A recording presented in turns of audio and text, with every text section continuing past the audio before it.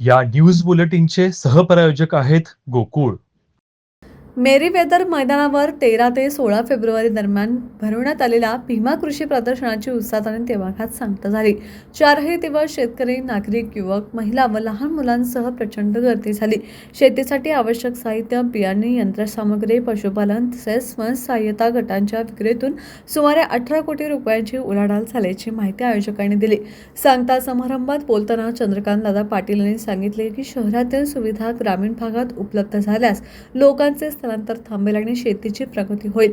कृत्रिम बुद्धिमत्ता हे शेतीसाठी प्रभावी साधन असून त्याच्या माध्यमातून शेतकऱ्यांचे उत्पादन 1.5 पट वाढवण्याची क्षमता असल्याचं त्यांनी नमूद केलं. यावेळी प्रकाश आंबेडकर यांनी शेतकऱ्यांनी माती परीक्षण, आधुनिक तंत्रज्ञानाचा वापर व पीक विविधीकरणावर भर देण्याचं आवाहन केलं.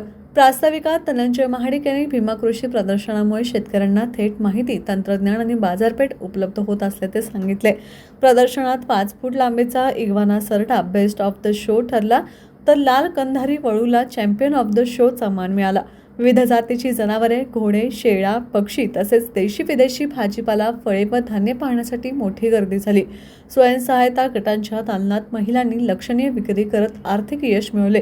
एकूणच कोल्हापूरमध्ये भरलेले भीमा कृषी प्रदर्शन शेतकऱ्यांसाठी ज्ञान, तंत्रज्ञान आणि आर्थिक संधी देणारे प्रभावी व्यासपीठ ठरले, असे चित्र सांगता समारंभात पाहायला मिळाले.